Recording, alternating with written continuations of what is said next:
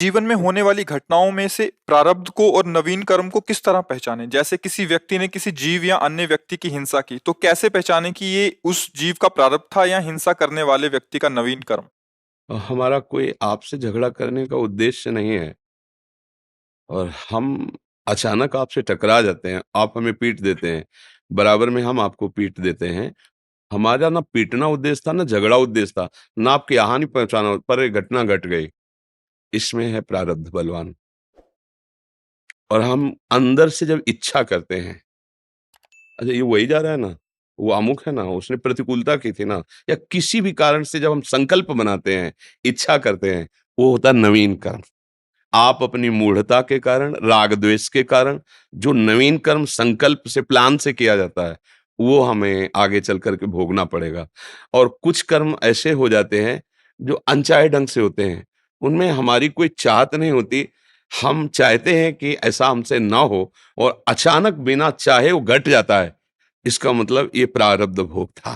तो वासना संकल्प से जो क्रियाएं हो रही हैं, वो तुम्हारी अशुभ हो या शुभ, वो तुम्हारा नवीन कर्म बन रहा है। और अचानक जो घटना घट गई, जैसे आपने बहुत सुंदर पढ़ाई पढ़ी, साल भर आपने बड़ी मेहनत की और परीक्षा में भी आप उत्तीर्ण होने के लायक हैं, अचानक ऐसी घटना घट गई कि आप परीक्षा में पहुंच ही नहीं पाए, एक्सीडेंट हो गया, बड़ी हालत गंभीर हो गई। अब ये प्रारब्ध था। अब आप एक साल उद्दंडता करते रहे हो, परीक्षा में फेल हो रहे, तो प्रारब्ध नहीं था, ये तुम्हारा क्रीमाण था।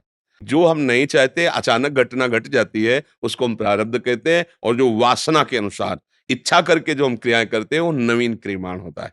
ये नवीन क्रियमाण पशु नहीं कर सकते हैं, वो केवल प्रारब्ध ही भोगते हैं। मनुष्य में नवीन क्रियमाण करने की सामर्थ्य, प्रारब्ध से बचने की। प्रारब्ध आएगा पर विवेक के द्वारा हम अपने को बचा सकते हैं।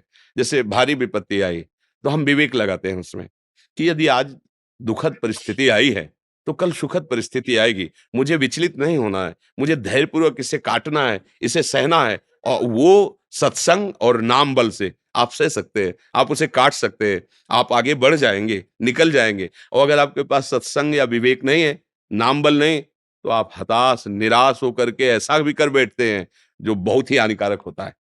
अब बोले अब कैसे दिमाग ठीक करें? अब मदिरा पीने लगे, ड्रग्स लेने लगे, या ऐसा सोचने लगे कि आत्महत्या कर लूं, या ऐसे डिप्रेशन में पहुंच गए, जीना मुश्किल हो गया। ये प्रारब्ध आया बुरा नष्ट करने के लिए। लेकिन नवीन क्रियमाण, सत्संग, शास्त्र स्वाध्याय, नाम जप, पवित्र बुद्धि से उसने अपने आप को बचा लिया। आया, पर वो हताश नहीं कर पाया, वो निराश नहीं कर पाया जीवन को, तो आगे बढ़ गया।